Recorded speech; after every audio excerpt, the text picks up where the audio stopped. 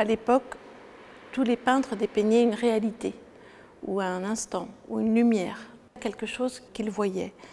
Le douanier Rousseau, lui, a passé sa vie à dépeindre son imagination, son imaginaire. C'est comme s'il dépeignait un ailleurs absolu.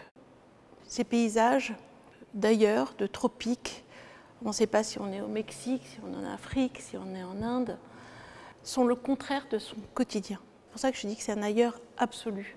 Et en fait, même par la taille de ces tableaux, on a l'impression de rentrer dans ses rêves, on a l'impression de rentrer dans son paysage imaginaire et qu'on y est nous-mêmes.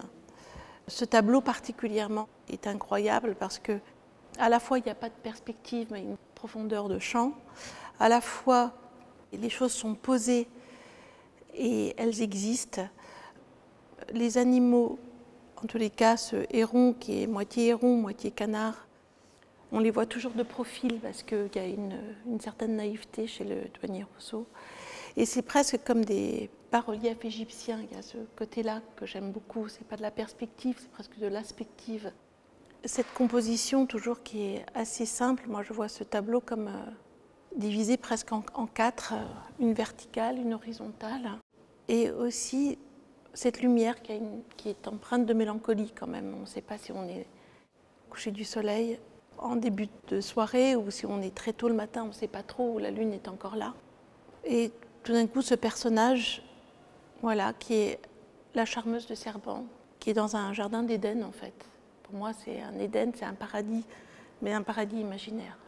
Le douanier Rousseau, personnellement, m'a beaucoup inspiré. Tout mon travail avec le rotin que j'ai fait une table, un miroir et un banc que j'ai appelé Henri. J'ai repris tout son travail stylisé de feuilles. Justement, il y a un exotisme qui m'a tellement inspiré que j'ai repris dans certains de mes travaux. Pour moi, c'est le père des surréalistes d'une certaine façon.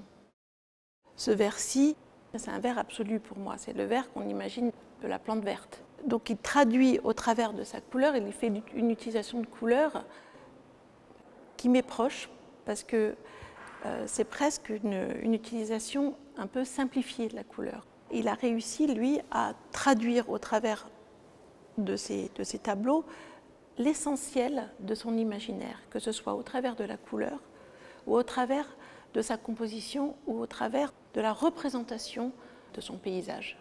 Je lis 3 intensités de vert avec un peu de bleu. En fait, il y a juste le rose qui vient contraster avec ça. Il a capté dans ce tableau l'essence des tropiques. En fait, le douanier Rousseau, lui, il n'a jamais voyagé. Il n'a jamais quitté la France, ou il a très peu quitté la France. Dans l'ensemble de ces tableaux, on ne voit jamais des lumières trop fortes. Il y a toujours comme une sorte de mélancolie, ou comme si ce n'était pas une lumière directe. C'est toujours une lumière voilée. Et qui fait que ça met une certaine partie de la forêt dans l'ombre. Son personnage est à contre-jour. C'est comme s'il contournait d'une certaine façon des difficultés de représentation. Je considère que ce n'est pas forcément un artiste naïf, parce qu'il y a une telle richesse, pour moi, dans son travail. On sent qu'il a nourri son imaginaire de documentation, dans la richesse des formes et de la composition. Le serpent qui devient, on ne sait pas si c'est un serpent ou un tronc, la continuation du tronc. Et en fait, ces layers qu'on a comme ça, le premier plan, le deuxième plan, le troisième plan, tout ça est assez complexe en fait. Non seulement complexe, mais ultra riche. C'est ça qui fait ce côté luxuriant.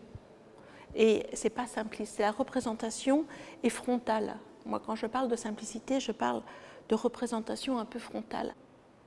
En fait, ce qui précédait un peu tout ce qui est les notions de perspective, qui sont un peu plus complexes à mettre en place, mais ça ne l'a pas empêché de traduire l'essentiel de son imaginaire et de cette force, et surtout de ne pas hésiter à faire des grands formats. Et ça, je trouve ça assez génial parce que on rentre dans ce tableau et on a la chance d'avoir ce tableau ici. C'est vraiment pour moi une des œuvres majeures de la peinture française et voilà, c'est ici au musée d'Orsay. La nature est un temple où de vivants piliers laissent parfois sortir de confuses paroles. L'homme y passe à travers des forêts de symboles qui l'observent avec des regards familiers, comme de longs échos qui de loin se confondent dans une ténébreuse et profonde unité, vaste comme la nuit et comme la clarté. Les parfums, les couleurs et les sons se répondent. Il est des parfums frais comme des chairs d'enfants, doux comme les hautbois, verts comme les prairies, et d'autres, corrompus, riches et triomphants, ayant l'expansion des choses infinies, comme l'ambre, le musc, le benjoin et l'encens qui chantent les transports de l'esprit et des sens.